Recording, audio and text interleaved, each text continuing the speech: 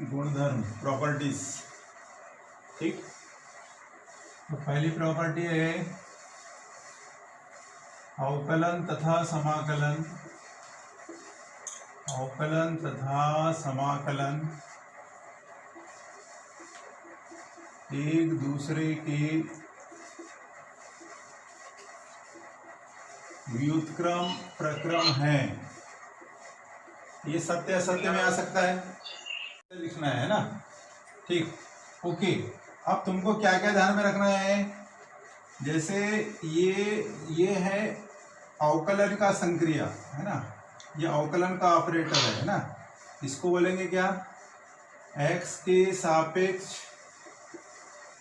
अवकलन है ना। x के सापेक्ष क्या है, ये y का x के सापेक्ष अवकलन है ना। तो ये ऑपरेटर है ना, x के सापेक्ष अवकलन, अवकलन की संक्रिया इसको बताता है। और ये क्या बताता है, ठीक है, यहाँ पे ये y रहेगा, मतलब ये है y का x के सापेक्ष अवकलन, और ये यहाँ पर है ये y का x के सापेक्ष समाकलन।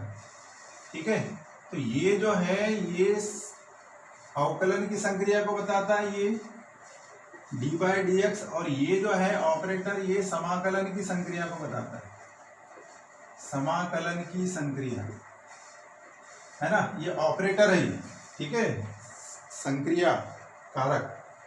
ठीक है, ये x के सापेक्ष समाकलन का है और ये x के सापेक्ष अवकलन का है।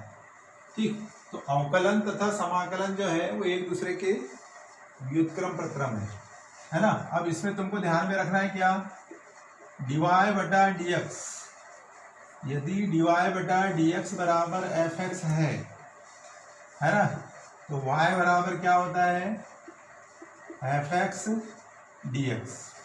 ठीक है, ये ध्यान में रखना है। ठीक, यदि dy/dx बराबर fx है तो y बराबर क्या हो जाएगा, fx dx। जैसे एग्जांपल देखें अपन, तुमको पता है dx/dt बराबर क्या होता है, स्थिति परिवर्तन की दर वेग होता है ना। तो x बराबर क्या हो जाएगा, v dt। ठीक है, ये इस टाइप से। ठीक, तो अब ये अवकलन का उपयोग क्या करते हैं, अवकलन का उपयोग कहाँ होता है, अगर दूरी पता है और समय पता है तो वेग ज्ञात कर सकते हैं, है ना। और समाकलन का प्रयोग क्या होता है, अगर वेग पता है और समय पता है तो दूरी ज्ञात कर सकते हैं। ठीक है, तो ये अवकलन और समाकलन है, दोनों का प्रयोग जो है वो भौतिक राशियों को ज्ञात करने के लिए होता है। ठीक है, तो ये अभी अपन कंपैरिजन में पढ़ेंगे। ठीक, तो अवकलन तथा समाकलन जो है वो एक दूसरे के कैसे हैं, व्युत्क्रम प्रक्रम है। ठीक है, अब इसमें और समझ लो, इसी के में और। ठीक, तो अब इसमें तुमको कैसे याद रखना है, देखो जैसे अवकलन तथा समाकलन एक दूसरे के व्युत्क्रम में, इसी में जैसे d/dx ऑफ fx dx बराबर fx है ना, d/dx ऑफ fx बराबर fx। ठीक है, तो इसको अपन कैसे प्रूव करेंगे, है ना। प्रूफ देखो इसको। अब इसको अपन कैसे याद रखें कि अवकलन और समाकलन एक दूसरे के विपरीत प्रक्रम है। अब जैसे देखो, ये यहाँ पर मान लेंगे कि माना कि fx का प्रति अवकलज का दूसरा नाम क्या है, समाकलन है ना। fx का प्रति अवकलज क्या है, fx है, इसलिए क्या होगा, d/dx ऑफ fx बराबर क्या हो जाएगा, fx हो जाएगा। ठीक है, d/dx ऑफ fx बराबर क्या हो जाएगा, fx हो जाएगा, है ना। अब इसका डिफरेंशिएशन ये है, तो डेफिनेशन से क्या होगा, डेफिनेशन से क्या होगा कि fx का प्रति अवकलज क्या है, fx का प्रति अवकलज fx है ना। fx तो कल अपन ने देखे थे, जैसे अपन ने क्या देखे थे कि D by D x of sine x बराबर क्या होता है, कॉस एक्स। इससे समझो तो कॉस एक्स का समाकलन क्या होता है, कॉस एक्स का समाकलन क्या हो जाता है, साइन एक्स प्लस सी हो जाता है। ये पढ़े थे ना अपन ने, ठीक है, सारे डिफरेंशिएशन में यही था, ठीक है।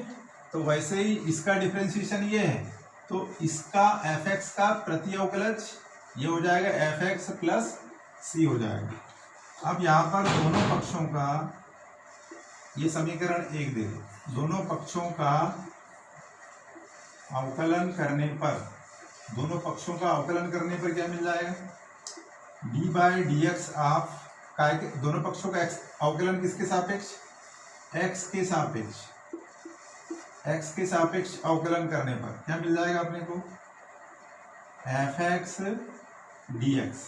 इधर भी डिफ्रेंशिएशन करें तो इधर भी डिफ्रेंशिएशन कर दें, d by D x of F x plus c, ठीक है।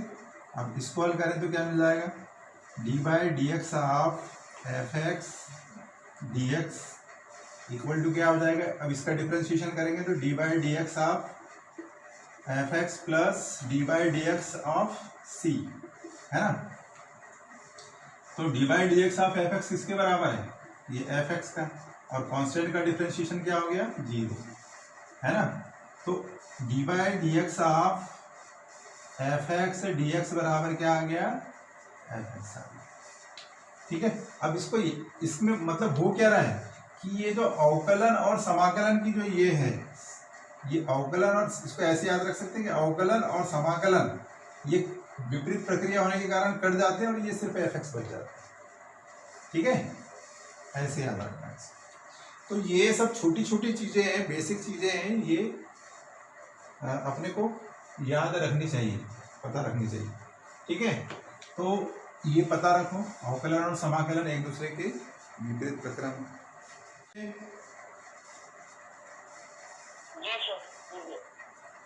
ठीक। अब देख दूसरा है, ये याद रखना है, दूसरा याद रखना है F dash x D x, F dash x D x बराबर एफ एक्स प्लस सी, ठीक है, F dash x D x बराबर एफ एक्स प्लस सी। अब इसको देखो, ये भी याद रखना है आप लोगों को, ठीक। अब इसमें भी एक्चुअली हुआ क्या है ना, हम जानते हैं कि D by D x of F X बराबर क्या होता है, एफ डैश एक्स होता है ना। या इसको हम क्या लिख सकते हैं, एफ डैश एक्स बराबर क्या लिख सकते हैं, D by D x of F x लिख सकते हैं, ठीक है, ओके। अब इसको और क्या लिख सकते हैं अपन, d by D x of F x plus c, ऐसा भी लिख सकते हैं, ठीक है, आ गया। अब इसमें अगर दोनों तरफ अगर अपन क्या कर दें, समाकलन कर दें, F dash x D x, ठीक है।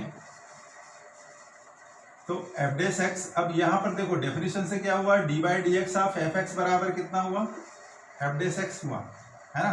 तो एफ डैश एक्स का समाकलन क्या हो जाएगा, ये हो जाएगा क्या, एफ एक्स प्लस सी, मतलब एफ डैश एक्स का एंटी डेरिवेटिव जो हो जाएगा, समाकलन क्या हो जाएगा, एफ एक्स प्लस सी हो जाएगा, ठीक है।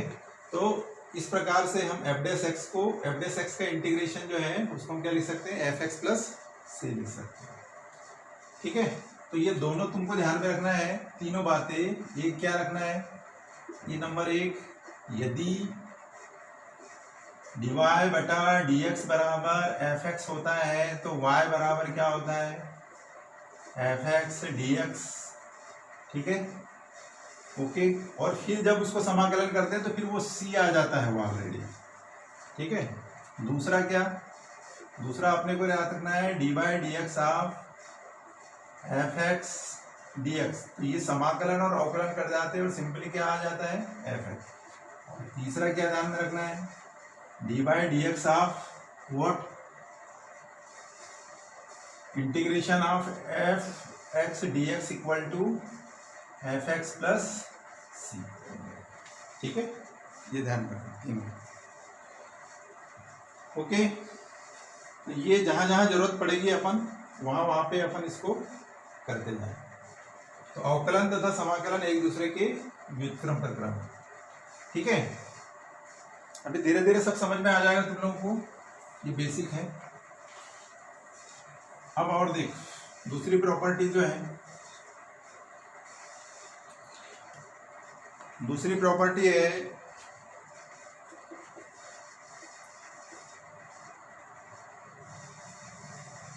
ऐसे दो अनिश्चित समाकलन, ऐसे दो अनिश्चित समाकलन जिनके अवकलज समान है, अवकलज समान है। ठीक है, ऐसे दो अनिश्चित समाकलन जिनके अवकलज समान है, वक्रों के एक ही परिवार को प्रदर्शित करते हैं, वक्रों के एक ही परिवार को प्रदर्शित करते हैं। मतलब अगर दो फलन हैं जिनके अनिश्चित समाकलन समान है तो दोनों के जो वक्र होंगे वो एक ही फैमिली को प्रदर्शित करेंगे। ठीक है, ऐसे दो अनिश्चित समाकलन जिनके अवकलज समान है, ठीक है, तो वो दोनों जो वक्र हैं वो एक ही परिवार के होंगे। एक ही परिवार के वक्र मतलब जैसे एक्स स्क्वायर प्लस 2, वाई बराबर एक्स स्क्वायर प्लस 2, वाई बराबर एक्स स्क्वायर प्लस 3, वाई बराबर एक्स स्क्वायर प्लस 4, वाई बराबर एक्स स्क्वायर, वाई बराबर एक्स स्क्वायर प्लस 1, ये एक ही फैमिली के वक्र कहलाते हैं। जैसे इनका ग्राफ खींचेंगे अपन, तो वाई बराबर एक्स स्क्वायर मतलब ये ऐसा होगा, फिर वाई बराबर एक्स स्क्वायर प्लस 1 ऐसा होगा, वाई बराबर एक्स स्क्वायर प्लस 2 ऐसा होगा। ये एक ही फैमिली के वक्र कहलाते हैं, मतलब सब एक ही जैसे हैं। ठीक है, और इनके प्रत्येक बिंदु पर अगर यहाँ पर हम समांतर रेखा खींचे तो इन पर स्पर्श रेखाएं जो होंगी वो सब कैसी होगी, समांतर होगी, है ना। अब ये प्रॉपर है नहीं ग्राफ खींचा हुआ, लेकिन यहाँ पे जो स्पर्श रेखाएं जो खींचेंगे अपन, ठीक है, तो वो कैसी होगी, समांतर होगी। ये जो है ये एक ही फैमिली के वक्र कहलाते हैं। एक ही फैमिली के वक्र मतलब ये सारे वक्र कैसे होंगे, एक दूसरे के समांतर होंगे। जैसे मूल बिंदु से होकर के जाने वाले वक्र, ये सब क्या कहलाते हैं, एक ही परिवार के वक्र कहलाते हैं, एक ही कुटुंब के वक्र कहलाते हैं। ठीक है, सबके सब मूल बिंदु से जा रहे हैं लेकिन त्रिज्याएं अलग अलग है। ठीक है, तो ये एक ही परिवार के वक्र कहलाते हैं। ठीक, तो ये बोल रहा है कि अगर दो अनिश्चित समाकलन के डिफरेंशिएशन समान है तो दोनों वक्र एक ही फैमिली को प्रदर्शित करते हैं। तो ये छोटी छोटी बातें हैं जो ये कॉन्सेप्चुअल क्वेश्चन है, ये आना चाहिए तुम लोगों को। अब यहाँ पर माना कि दोनों के माना कि दो अनिश्चित समाकलन है, एक है एफ एक्स डी एक्स और दूसरा है जी एक्स डी एक्स। ठीक है, दोनों के अनिश्चित समाकलन है ना, और इनके डिफरेंशिएशन समान है, मतलब डी बाई डी एक्स इनका समान है। ठीक है, अब इसको जब हल करेंगे तो क्या मिलेगा, D by D x of F x D X minus D by D x of G X D X हो जाएगा इक्वल टू 0। इसका इधर पक्षांतर कर दिए तो अब यहाँ से अपन इसको भी ले सकते हैं कि अपन ये डिफरेंशिएशन अलजेब्रा ऑफ डिफरेंशिएशन में पढ़े अपन ने कि D by D x of what F x D x, इसको ऐसा भी लिख सकते हैं माइनस जी एक्स डी एक्स, ऐसा लिख सकते हैं ना, इसको कॉमन लेकर के। ठीक है, इक्वल टू 0। अब क्या हो रहा है कि इसका डिफरेंशिएशन क्या है, 0 है। ठीक है, इसका डिफरेंशिएशन क्या है, 0 है। तो किसका डिफरेंशिएशन 0 होता है, इसका मतलब क्या है कि fx dx minus gx dx जो है ये इक्वल टू क्या है, कांस्टेंट है। भाई ये कांस्टेंट रहेगा तभी तो इसका डिफरेंशिएशन 0 होगा ना। तो ये हो गया क्या, इसका मतलब ये 0 यहाँ पे लिख लेंगे, क्योंकि dc upon dx equal to 0। भाई इसका डिफरेंशिएशन 0 है, मतलब ये किसके बराबर है, कांस्टेंट के बराबर है ना। और इसको जब हल करें तो मतलब क्या मिला, fx dx बराबर क्या मिल गया, gx dx प्लस c। इसका इधर पक्षांतर करें, इसका मतलब क्या है कि इन दोनों में केवल अचर का अंतर है ना।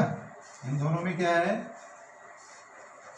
fx dx तथा gx dx में केवल अचर का अंतर, अचर का अंतर, ठीक है।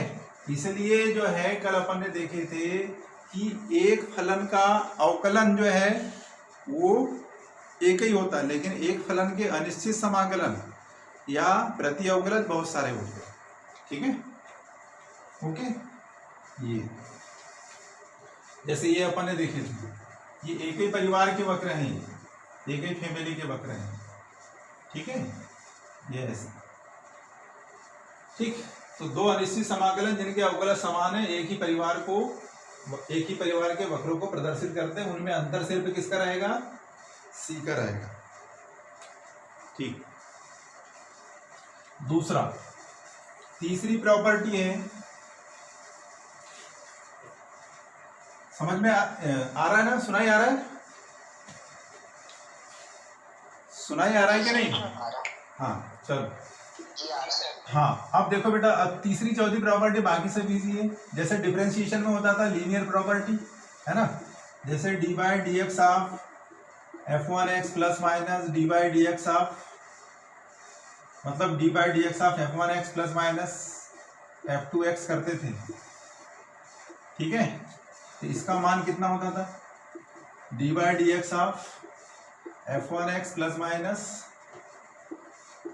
D by D x of f2x, ऐसा होता था ना। वैसे ही यहाँ पर भी रहेगा, अगर यह f1x प्लस gx है प्लस माइनस है, ठीक है, तो इसको जब अलग अलग करेंगे तो क्या आ जाएगा, fx dx plus minus gx dx, मतलब दोनों ही लीनियर प्रॉपर्टी को शो करते हैं, ठीक है, लीनियर प्रॉपर्टी को शो करते हैं, ठीक। कि तीसरा अपन ने देखे थे, ये तीसरी प्रॉपर्टी हो गई। चौथी प्रॉपर्टी जो है कि अगर यहाँ पे कांस्टेंट k है और fx dx है, ठीक है, तो यहाँ से k बाहर निकल जाएगा और fx dx आ जाएगा। ये वैसे ही है जैसे डिफरेंशिएशन में पढ़े थे, D by D x of C F X बराबर क्या होता था, c into D by D x of F X, ठीक है। तो ये दोनों ही एक ही प्रक्रिया को प्रदर्शित करते हैं। फिर जैसे हर फलन का अवकलन नहीं होता, वैसे ही हर फलन का समाकलन भी नहीं होता, ठीक है।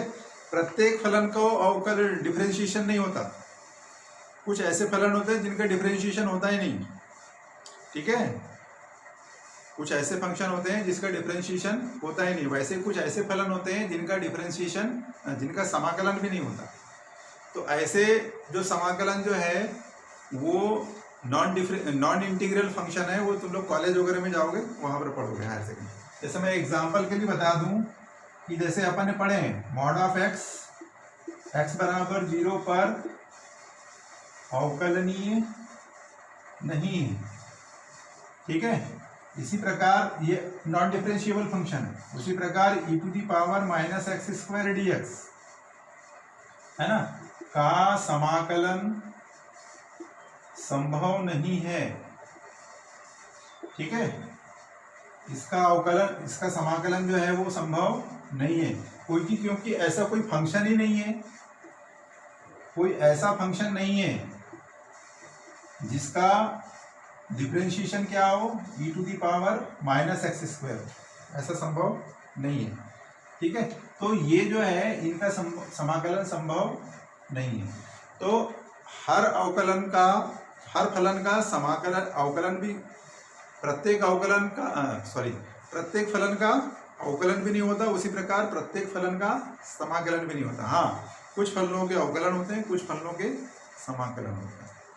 ठीक है, आ गया समझ में। अब इसमें अपने को देख लेते हैं, अवकलन तथा समाकलन की तुलना कीजिए। अवकलन तथा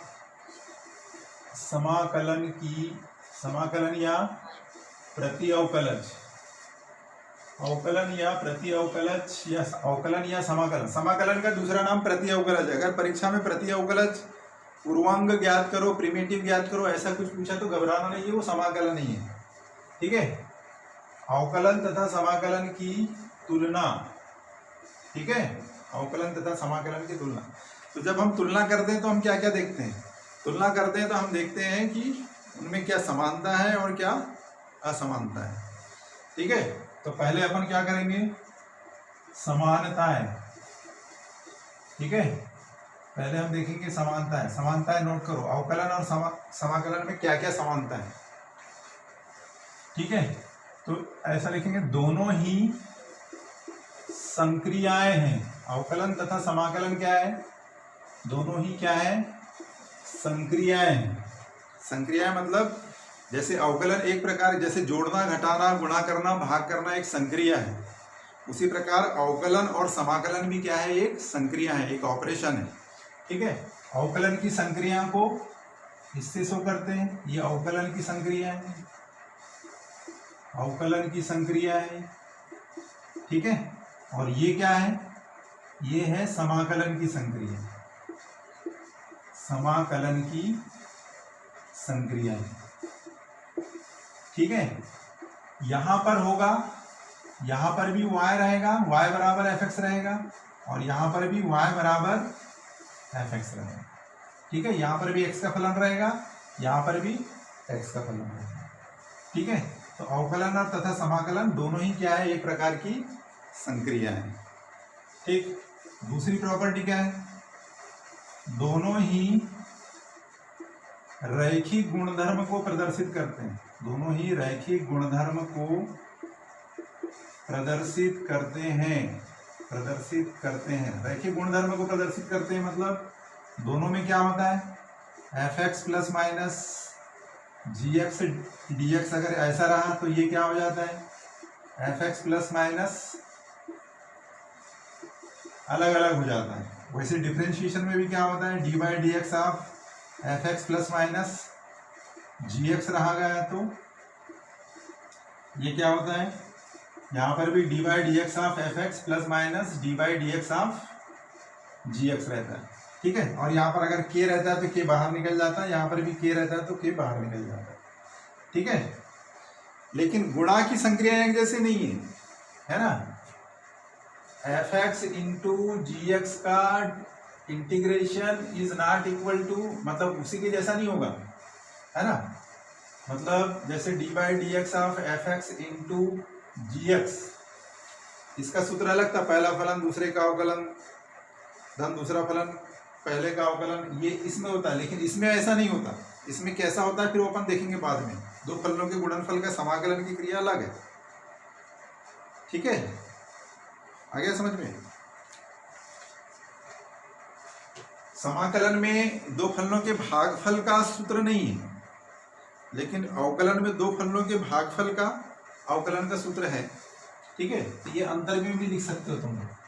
ठीक, तो दोनों ही रैखिक गुणधर्म को प्रदर्शित करते हैं। दूसरी समानता हो गई। तीसरी समानता है दोनों में मतलब दोनों में सीमा का भाव समाहित होता है, समाहित होता है। दोनों में सीमा का भाव समान होता, मतलब जैसे अपन ने पढ़े थे dy/dx, है ना, d/dx ऑफ fx बराबर क्या होता है, limit h tends to 0 fx plus h minus fx upon क्या h। यहाँ पे ये लिमिट का कॉन्सेप्ट है। वैसे इंटीग्रेशन में भी लिमिट का कॉन्सेप्ट है, वो अपन देखेंगे, है ना। जब निश्चित समाकलन पढ़ेंगे तो निश्चित समाकलन में भी कुल मिलाकर के वो सीमा का भाव उसी में समाहित होता है। तो दोनों में सीमा का भाव समाहित होता है, ठीक है। ये तीसरी प्रॉपर्टी हो गई, ठीक। तो ये तीन क्या है, इसमें समानता है ना। अब मेन तीन समानता है।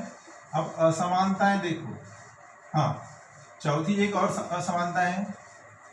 जिस प्रकार अपन ने देखे कि प्रत्येक फलन क्या अवकलनीय नहीं होता, उसी प्रकार प्रत्येक फलन समाकलनीय भी नहीं होता, है ना।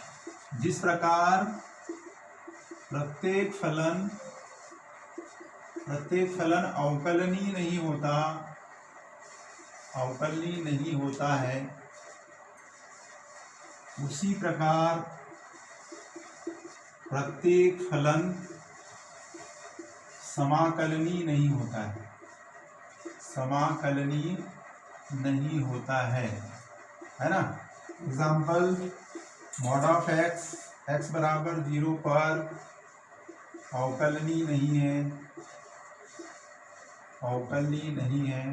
और ये e⁻⁻x² dx समाकलनीय नहीं है ना। एग्जाम्पल हो गया इसका, ओके।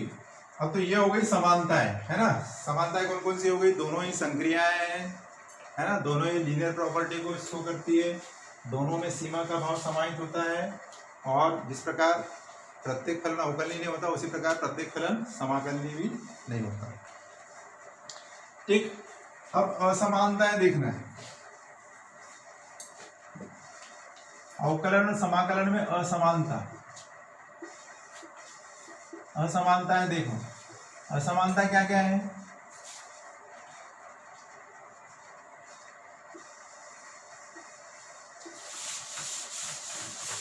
ठीक है। असमानता क्या होता है, अवकलन जो होता है वो किसी एक बिंदु पर स्पर्श रेखा की प्रवणता प्रदर्शित करता है, ठीक है। अवकलन जो है किसी एक बिंदु पर अवकलन वक्र की, है ना, किसी फलन का अवकलन, ऐसा करें, किसी फलन का अवकलज अगर ज्ञात कर रहे हैं, किसी फलन का अगर अवकलज ज्ञात कर रहे हैं अपन, तो उस फलन के किसी बिंदु पर स्पर्श रेखा की प्रवणता ज्ञात करें। किसी फलन का अवकलज उस फलन के वक्र के एक बिंदु पर स्पर्श रेखा की प्रवणता प्रदर्शित करता है, ठीक है।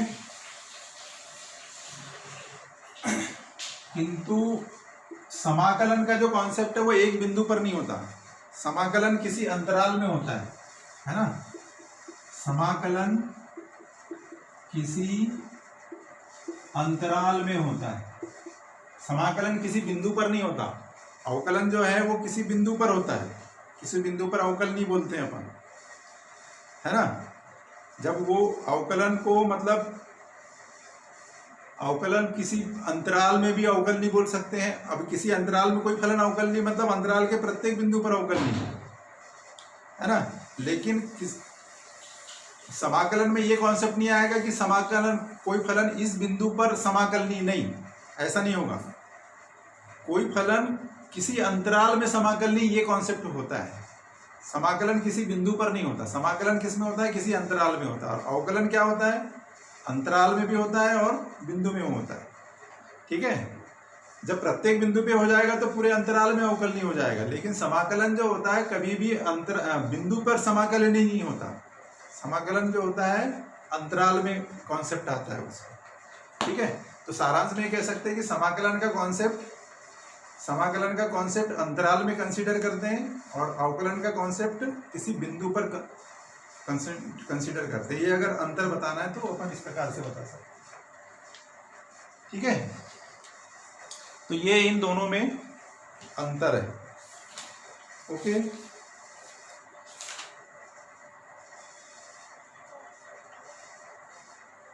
ओके, और क्या क्या अंतर है? यदि कोई फलन बहुपद है, यदि कोई फलन बहुपद है, ठीक है, यदि कोई फलन बहुपद है तो अवकलन में क्या होता है? अवकलन में बहुपद की अवकलन की क्रिया में बहुपद की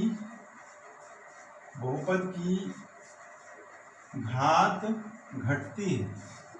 बहुपद की घात घटती है। जैसे एक्स स्क्वायर का डिफरेंशिएशन क्या होता है? 2x होता है ना, मतलब घात घट गई। लेकिन समाकलन की क्रिया में क्या होता है?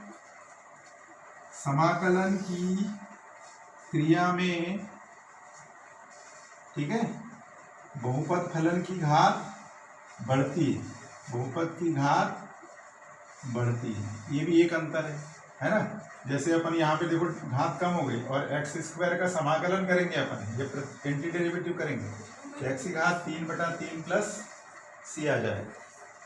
ठीक है, ओके, ये तो ये इन दोनों में क्या है? असमानता है। ठीक है, फिर एक अंतर ये है कि किसी फलन का अवकलन गुणांक क्या प्रदर्शित करता है?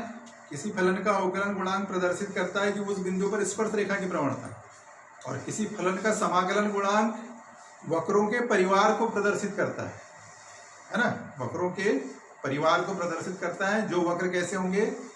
समांतर होंगे, एक दूसरे के कैसे होंगे? समांतर होंगे। ठीक है, तो ये अवकलन और समाकलन के बीच की तुलना है। ठीक है, परीक्षा में आते वाते है नहीं है, लेकिन ये एक मैथमेटिक्स के स्टूडेंट होने के नाते ये हमको पता रखना है। अवकलन का कॉन्सेप्ट है किसी एक बिंदु पे होता है, लेकिन समाकलन का कॉन्सेप्ट एक बिंदु पर नहीं होता। ठीक है, समाकलन जो होता है अंतराल में होता है और अवकलन जो होता है पहले बिंदु पे होगा और फिर अंतराल में होगा। ठीक है, आ गया समझ में? ओके, तो ये था समाकलन और अवकलन की तुलना। ठीक है, तो ये अभी तक अपन ने क्या पढ़े हैं? इसके बेसिक पढ़े हैं। इन बेसिक को ध्यान में रखना है आप लोगों को, है ना। अगले टाइम से हम इसके न्यूमेरिकल्स करेंगे।